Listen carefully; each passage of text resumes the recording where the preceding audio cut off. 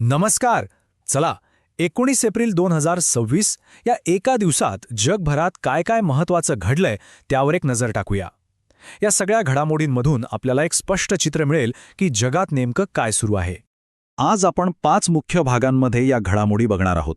पहिला आहे आर्थिक आघाडी, मग भारताचं जागतिक प्रगती पुस्तक, त्यानंतर नेतृत्व बदल, नवनिर्मितीचं इंजन आणि शेवटी शिखर परिषदा आणि क्रीडा क्षेत्रातले विजय.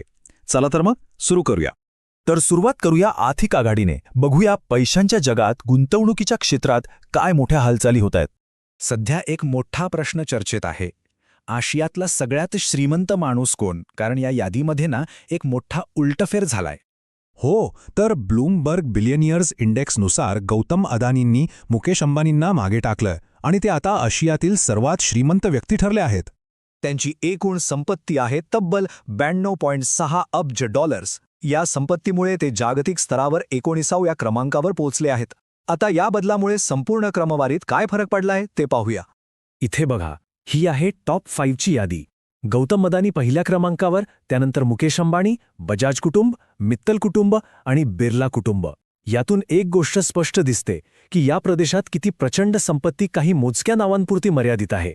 बरं, ही तर झाली वैयक्तिक संपत्तीची गोष्ट, पण देशाच्या अर्थव्यवस्थेसाठी फक्त एवढंच महत्त्वाचं नसतं. नवीन उद्योगधंद्यांचं काय, नवीन स्टार्टअपसाठी काय परिस्थिती आहे?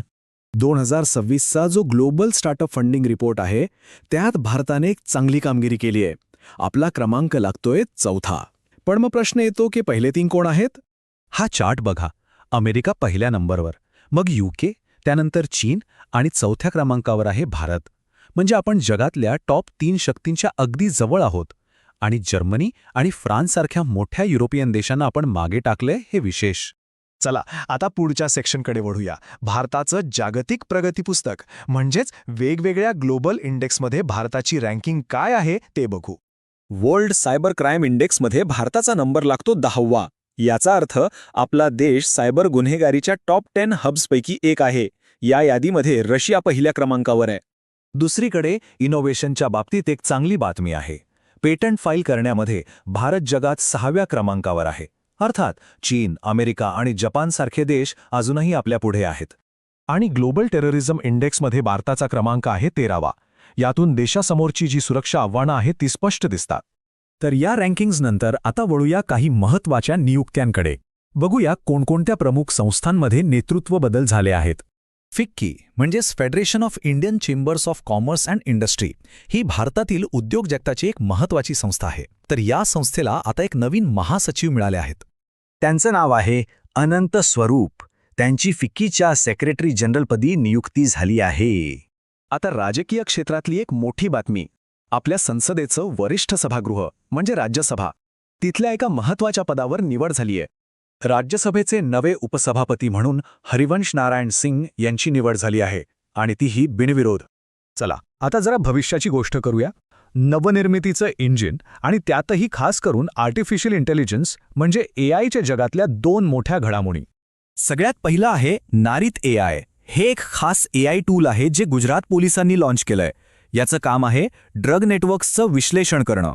आणि हो, अंमली पदार्थांच्या तपासासाठी बनवलेली ही भारतातली पहिलीच AI पॉवर्ड सिस्टम आहे. आता दुसरीकडे एका लॅबमध्ये AI मधल्या एका खूप मोठ्या समस्येवर काम सुरू आहे. बघा, पारंपरिक AI सिस्टममध्ये मेमरी आणि प्रोसेसिंग वेगवेगळं असतं, ज्यामुळे खूप एनर्जी लागते. पण केम्ब्रिजच्या संशोधकांनी एक असं हार्डवेअर बनवलंय जे आपल्या मेंदूसारखं काम करतं. म्हणजेच मेमरी आणि प्रोसेसिंग एकत्र. यामुळे कार्यक्षमता प्रचंड वाढते. आणि याचा परिणाम किती जबरदस्त आहे हे या आकड्यावरून कळेल. हे जे नवीन मेमरिस्टर तंत्रज्ञान आहे ते AI सिस्टमचा एनर्जी वापर तब्बल 70% जास्त कमी करू शकतं. विचार करा केवढा मोठा बदल आहे हा. चला, आता आपण आपल्या शेवटच्या भागाकडे आलो आहोत. यात आपण काही महत्त्वाच्या शिखर परिषदा आणि क्रीडा जगतातील विजयांवर नजर टाकूया. तर 9वी हिंद महासागर परिषद मॉरिशसमध्ये आयोजित करण्यात आली होती, जिथे प्रादेशिक सहकार्यावर चर्चा झाली. आणि क्रीडा विश्वात ICCने मार्च महिन्यासाठी प्लेयर ऑफ द मंथ पुरस्कार जाहीर केले आहेत. पुरुषांमध्ये भारताच्या संजू सॅमसनला, तर महिलांमध्ये न्यूझीलंडच्या अमिलिया केरला हा सन्मान मिळाला आहे. आणि आजचा शेवट आपण एका महत्त्वाच्या आणि विचार करायला लावणाऱ्या प्रश्नासोबत करूया. भारतात लोकसभेच्या जागा वाढवण्यासाठी एक घटना दुरुस्ती प्रस्तावित आहे. विचार करण्यासारखी गोष्ट आहे की ह्या बदलाचा आपल्या लोकशाहीच्या भविष्यावर नेमका काय परिणाम होऊ शकतो.